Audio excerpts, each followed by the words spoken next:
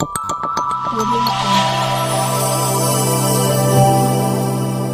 Jungle. bó ṣe rí nù.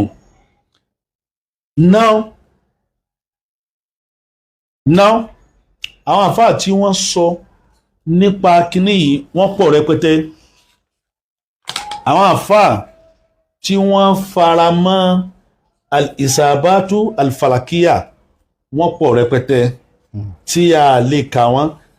tán. tá a bá wo mo sẹ́ni kinní kan sí ẹ a lè má ní àǹfààní àti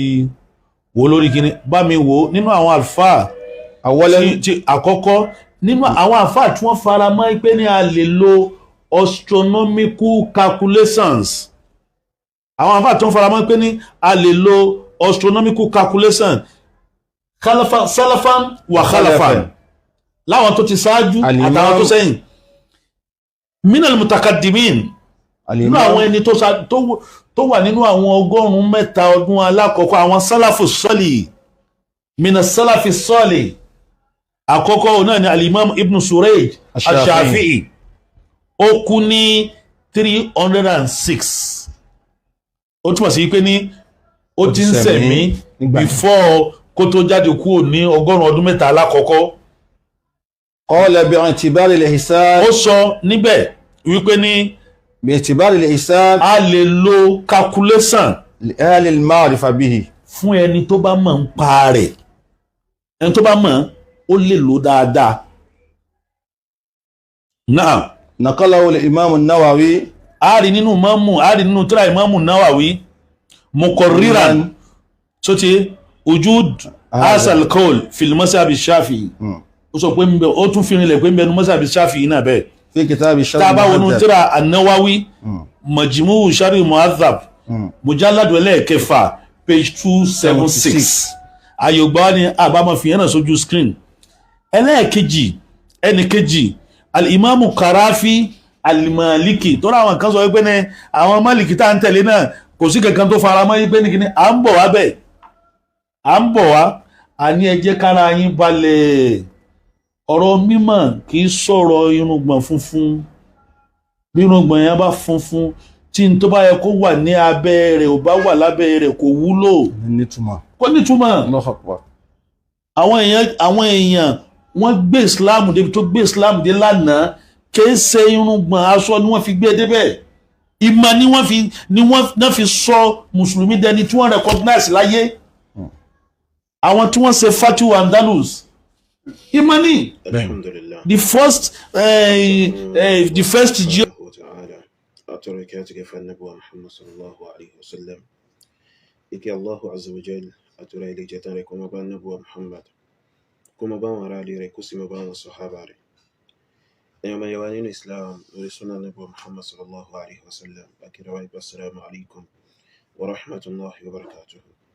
نعم بارك الله فيكم يجبات من سوبين دارات الشفوة وناني بان ورولوي بيه تان صلاة في شلعي صلى الله عليه ẹ má ṣàmì bá wa share ẹ má bá wa tàn ká kí àǹfààní rẹ̀ kó lè bá ṣe kíni kó lè bá kárí.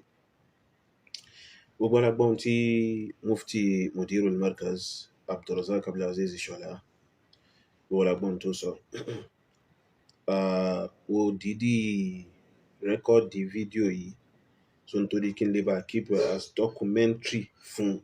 oye so torí kí Facebook mọ́ bá tètè delete ẹ̀ so àìjẹ́bẹ̀ live ní bá ṣe fún padà. So gbogbo ohun tó sọ nínú fídíò yìí pátápátá that is nínú ìjókòó àìmọ̀ kan tó ṣe yìí tó sọ láàrin bí 1 hour 20 something minutes oye gbogbo ẹ̀ pátápátá la fèsì fún láàrin ìṣẹ́jú ráńpẹ́ pẹ̀lú àṣẹ lọ́bẹ̀ẹ́dà. So ó sọ pé ọ̀pọ̀lọpọ̀ àwọn àfáà tí wọ́n ló ń kà ní wọ́n wà lórí pé wọ́n lè máa lo astronomy fi ṣe kíni fi máa dá oṣù lẹ̀ fún àwẹ̀. irọ́ ni o. So irọ́ ni. aláwọn madhahibu mẹ́rẹ̀ẹ̀rin al-madhahibu al-arba'a so madhahibu mẹ́rẹ̀ẹ̀rin wọ́n kò lórí pé àníṣe a lè gbára lé al-hisabu al-falaki àyàfi àwọn nǹkan tí wọ́n kàn ṣe kíni tí wọ́n kàn kọtí kún sí madhabu nínú Shafi'iyya àti al-Qarafi tóun ṣe kíni tóun tẹ̀lé lẹ́gọ́va àwọn kan nínú àwọn Ṣàfi'íyà wọ́n sọ pé wọ́n pọ̀ rẹpẹtẹ ẹ lọ́jọ́ kó sẹ́gbẹ́ kan ẹ jẹ́ ká nà ń blálà ó sọ pé Al-Qarafi tóun jẹ́ kan náà Màlìkíyà ipò òun gan náà sọ pé wọ́n lè lo astronomy fi ṣe kíni fi dá oṣù lẹ̀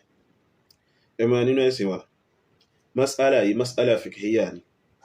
ẹ bá ń béèrè lọ́wọ́ Abdulrazak Abdulaziz Ìṣọ̀lá ipe ṣé ó ti fi ojú ọ̀nà Màlìkíyà lẹ̀ lónìí yìí pẹ̀lú wípé kò fẹ́ mú ojú ọ̀nà Màlìkíyà fi ṣe kíni fi bá àti lè mú àwẹ̀ fi bá lò ẹ máa nínú ẹ̀sìn wa ẹ wo tírà tí ń bẹ wájú mi At-Tamhid ti Ibn Abdul Barr Al-Maliki kí Allah bẹ̀rẹ̀ dá mọ́ṣàbà ní ṣe kíni kó mọ́ṣàbà ní kẹwọn nínú mujallad ẹlẹ́ẹ̀keje page 395 ẹ̀wọ̀n tá àfàsọ pé wa huwa madhhabun tarakahu al-ulama qadiman wa hadithan lil ahadith thabitati an an-nabiy sallallahu alayhi wa sallam ipe ìmá lo astronomy fi ṣe kíni fi dá oṣù lẹ̀ ó ní madhhabu kan ní ìlànà kan ní tó yá sí pé àwọn onímímà wọ́n pàátì lásìkò tó pẹ́ àti ní new era táwọn ṣe kíni táwọn wà kí ni ìdí tí wọ́n fi ṣe bẹ́ẹ̀ ó ní lil ahadithi thabitati an an-nabiy sallallahu alayhi wa sallam sumu li ru'yatihi wa aftiru li ru'yatihi fa in humma alaykum fa atimmu 30 ó ní nítorí hadithi tánà sallamu tó sọ tó sì fẹsẹ̀ nílẹ̀ ipe ẹ gba àwẹ̀ pẹ̀lú ìrí oṣù ẹ sì túnú àwẹ̀ pẹ̀lú ìrí oṣù tó bá pamọ́ fún yín tí ò rọrùn fún yín láti rí ẹ complete Sha'ban kó ṣe kíni kó pé 30 ó wá sọ pé walam yata'allaq ahadun min fuqaha'i al-muslimina fima alimtu bi'tibari al-manazili fi dhalik ipe ìkannú àwọn àfọ́ onífíkíù tó ń mọ̀ óyé wọ́n ṣe kíni wọ́n so mọ́ ìmọ̀ ní àkàsí fún astronomy láti ṣe kíni láti fi dá ọjọ́ àwẹ̀ oye ó wá sọ pé wa innama huwa shay'un ruwiya an Mutarrif ibn Shikhir ó ní nǹkan kan ní tó yá sí pé wọ́n gbẹ́gbà rẹ̀ wá látọ̀dọ̀ Mutarrif ibn Shikhir wa laysa bi sahihin anhu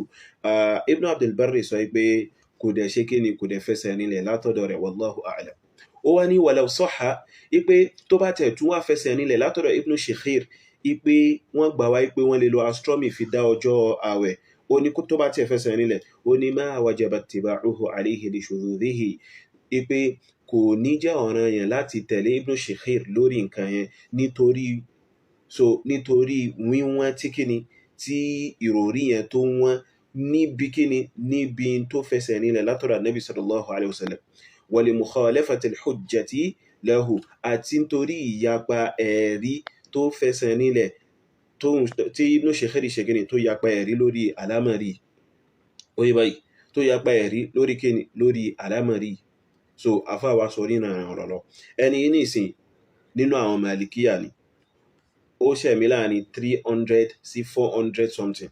so ó sì ti fèsì fún àwọn Al-Qarafi lẹ̀ ìgbé rárá ẹni máa ń sọ orú ọ̀rọ̀ yìí mọ́ náà barakallahu fikum ẹ̀mọ́ nínú ẹ̀sìn wa lórí fundraising tí a ń bẹ̀rẹ̀ fún tààlàfà fi ra ilẹ̀ fún mọ́sálásí àti ilé kéwú tó pé ilẹ̀ náà lọ fún 14 million naira alhamdulillah lọ́wọ́lọ́wọ́ báyìí Allah bẹ̀rẹ̀ dá ní ká ti rí 8,560,000 naira lọ́wọ́lọ́wọ́ báyìí tó ń túmọ̀ sí wípé tó kún wájú wa ó kù 5,440,000 naira àwọn tí Allah bẹ̀rẹ̀ dá ní kí wọ́n dá sí tó fi débi tó dé yìí abẹ́rẹ́ Allah bẹ̀rẹ̀ dá kó lọ́ ṣàṣán wọn ní ẹ̀san olóore so ẹ̀yin tí Allah bẹ̀rẹ̀ dá bá ṣe ìkúnlọ́wọ́ fún nínú arziki so èyí tó kú iná ẹ má sábà wá gbìyànjú ká ṣe kíni ká gbìyànjú bí a ṣe kíni bá ṣe bójú ẹ̀ dé kí Allah bẹ̀rẹ̀ dá mọ́ ṣàṣán wa ní ẹ̀san olóore àkáǹtì wa 0045790267 Unity Bank Shehu Ahmed Yusuf ẹni yìí ní ìsìn nínú àwọn Màlìkíyà ni ó ṣẹ̀mí láàrin 300 sí 400 something so ó sì ti fèsì fún àwọn Al-Qarafi lẹ̀ ìgbé rárá ẹni máa ń sọ orú ọ̀rọ̀ yìí mọ́ so ẹ máa nínú ẹ̀sùn ẹ̀wọ̀ tíra ti ń bẹ wájú mi tíra Màlìkíyà ni ó yí báyìí so tíra Màlìkíyà ni Ash-Shamilu fi fiqhi Malik Ash-Shamil fi fiqhi Malik ti Bahram mujalladi alákọ̀ọ́kọ́ ó yé page 194 ó ní wajaba ijma'an sawm Ramadan ó ní àwẹ̀ Ramadan ó jẹ́ ọ̀ranyàn pẹ̀lú ìfẹnukò gbogbo mùsùlùmí ó wá ní wa yathbutu bi ikmali sha'ban 30 ipe ìgbà àwẹ̀ Ramadan sì rẹ̀ yóò fẹsẹ̀ nílẹ̀ oye pẹ̀lú ká complete sha'ban kó pé 30 that is ká tó lè bẹ̀rẹ̀ àwẹ̀ Ramadan ní èyí tó fẹsẹ̀ nílẹ̀ a ka sha'ban kó pé 30 oye wa kadha ma qablahu in ghumma walau shuhura bẹ́ẹ̀ dẹ̀ ni kódà oṣù tó gbáwájú sha'ban gan oye so tí nǹkan kan bá di ìlétésù rẹ̀ táà ṣe kíni táà fi tètè rọrùn rí oye so a kàun náà tí ó ṣe kíni tí ó pè ó wá ní la bi hisabi najmin wa sayri qamarin ala al-mashhur ipé kìí ṣe pẹ̀lú ìmakakuléètì ìràwọ̀ àbí ìrìn òṣùpá kìí ṣe ìyẹn láfi ṣe kíni láfi dá ọjọ́ àwẹ̀ o ní èyí tó ṣe kíni tó gbajúmọ̀ tó sì lálàáfíà oye báyìí èyí tó ṣe kíni tó gbajúmọ̀ tó sì lálàáfíà ẹni yìí ń sọ̀rọ̀ lórí kí ni màlìkíyà wà lórí rẹ̀ o wá lè mú Qarafi tó ń kàn ṣáza nínú madhabu oye o lè mú wá kó wá fẹ́ fi dá ẹni tí màlìkíyà wà lórí rẹ̀ kó wá fẹ́ fi dánù àtàbà sọ pé òkè màlìkíyà ní ìsìn ó mọ̀ sunkún so ẹ máa nínú ẹ̀sìn wa so àwọn àìmà mẹ́rẹ̀ẹ̀rin wọ́n tún fẹnu kò lórí pé àníṣe ààwẹ̀ Ramadan kò lè lálàáfíà àyàfi pẹ̀lú kárọ́ṣù àbíkẹ́ káka Sha'ban àbíkẹ́ káka Sha'ban kó pé 30 so now tẹ́nìkan nínú mazhabu malikiya àbí shafi'iya àbí hanabila àbí hanafiya tó bá wá tó ń wá ṣáza níbi in tí àwọn mazhabu yìí wà lórí rẹ̀ ní ti pé wọ́n fẹnu kò wọ́n wà mú ọ̀rọ̀ títẹ̀ wọ́n dá ọ̀rọ̀ rẹ̀ nù ní oye nítorí kò lè rọrùn kí àwọn mẹ́rẹ̀ẹ̀rin yìí kí wọ́n ṣe kíni kí wọ́n fẹnu kò lórí tí ò ṣe kíni lórí tí ò nítumọ̀ àti tí ò lẹ́rìí tábà lóòkéwú nìsín ó mọ̀ fárígá Al-Qarafi òun sọ báyìí Al-Qarafi sọ báyìí so kí ni ń bẹnu madhabu in tó ń bẹnu madhabu yẹn ṣé ó lẹ́rìí àbí kò lẹ́rìí so in tí Màlìkíyà wà lórí rẹ̀ yẹn ó lẹ́rìí náà ipe a lè lo astronomy oye so a gbọ́dọ̀ rí ìlétésù àbí kẹ̀kà ṣe kí ni káka Sha'ban kó pé 30 ẹwọ tíra tí ń bẹ wájú mi yìí wọ́n pe tíra yìí ni Ijma'ul A'immati al-Arba'a wa ikhtilafuhum oye so Ibn Hubayra òun ló ṣe kí ni ló kọ tíra yìí mujallad alákọ̀ọ́kọ́ page 285 ó sọ pé wattafaqu ala anna sawma shahri Ramadan yajibu bi ru'yati al-hilal ó ní àwọn àìmà mẹ́rẹ̀ẹ̀rin wọ́n fẹnu kò lórí pé àwẹ̀ Ramadan yóò jẹ́ ọ̀ranyàn pẹ̀lú pé a rí ìlétésù aw ikmali Sha'ban 30 yawman 'inda 'adami ar-ru'ya àbí ká Sha'ban kó pé 30 oye ká complete Sha'ban kó pé 30 nígbàtí kò bá ṣe kíni nígbàtí a bá ṣàfẹ́kù ìrí ìlétésù àbí tí ó bá rọrùn fún wa láti ṣe kíni láti rí ìlétésù wa 'uluwil matla'i an ha'ilin yamna'u ar-ru'ya oye so ó wá sọ pé thumma ikhtalafu fima idha hala duna matla' al-hilal ghaymun aw qatarun fi laylati 30 min Sha'ban faqala Abu Hanifa àwọn ọ̀rọ̀ yẹn lọ oye ṣùgbọ́n àwọn àìmà mẹ́rẹ̀ẹ̀rin wọ́n ní tìfáàkù lórí pé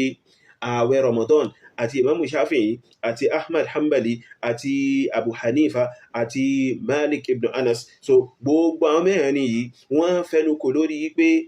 imma ru'yatul hilal wa imma ikmalu Sha'ban 30 oye so tọ́ àwa ò wá tẹ̀ sọ pé kí ni àwọn tí a Shafi'i à ń ṣe kí ni à ń sọ pé in tí Malikiya tó máa ń gbé kárí tí wọ́n wà lórí rẹ̀ ní ìsìn ọ̀rọ̀ Malikiya ò tà lọ́dọ̀ rẹ̀ mọ́ ó sọ pé àwọn ọ̀pọ̀lọpọ̀ àwọn àfáà ń bẹ lérí pé kìnnìkan mas'ala fiqhiyya ni mú tí àwọn Malikiya wà lórí rẹ̀ Malikiya tó máa ń sunkún gbogbo gbà wípé àwọn baba ńlá rẹ̀ wà lórí rẹ̀ mú náà ẹ máa nínú ẹ̀sìn wa ẹwọ tíra tí ń bẹ wájú mi yìí Sharhu Risalat ibn Abi Zayd al-Qayrawani oye báyìí ti Abdul Wahhab al-Baghdadi rahimahullah oye so níbi mujalladi ẹlẹ́ẹ̀karùn-ún page 8 oye so ó ń sọ̀rọ̀ nípa in tí àwọn Malikiya tí wọ́n ṣe kíni tí wọ́n wà lórí rẹ̀ oye ó ń sọ̀rọ̀ nípa nǹkan yẹn so ní page 9 ó wá sọ pé la yajibu as-sawmu bi ghayrihima indana ipe lọ́dọ̀ wa àwa Malikiya so lọ́dọ̀ àwa Malikiya ìbẹ̀rẹ̀ àwẹ̀ Ramadan kò lè jẹ́ ọ̀ranyàn pẹ̀lú nǹkan míì tó yàtọ̀ sí ìrí ìlétésù àbí káka Sha'ban kó pé 30 oye wa 'inda man yu'tamadu 'alayhi min ahli al-'ilmi ó ní àti lọ́dọ̀ àwọn ẹni tó yá sí pé wọ́n ṣe gbára lé nínú àwọn onímímọ̀ oye báyìí so àti lọ́dọ̀ àwọn ẹni tí wọ́n ṣe gbára lé nínú àwọn kíni nínú àwọn onímímọ̀ tó ń túmọ̀ sí wípé ọ̀rọ̀ al-Qarafi kò ní túmọ̀ rárá àti rárá nínú madhhabi malikiya in tí malikiya wà lórí rẹ̀ gbọ́n tí al-Baghdadi sọ ó ní indana lọ́dọ̀ wa lọ́dọ̀ àwọn indal malikiya lọ́dọ̀ àwọn malikiya ó yí báyìí so fún de eléyìí irọ́ ló ń pa so a lè lo astronomy fi ṣe kíni fi dá ọjọ́ àwẹ́lẹ̀ ìyẹn bẹ́ẹ̀.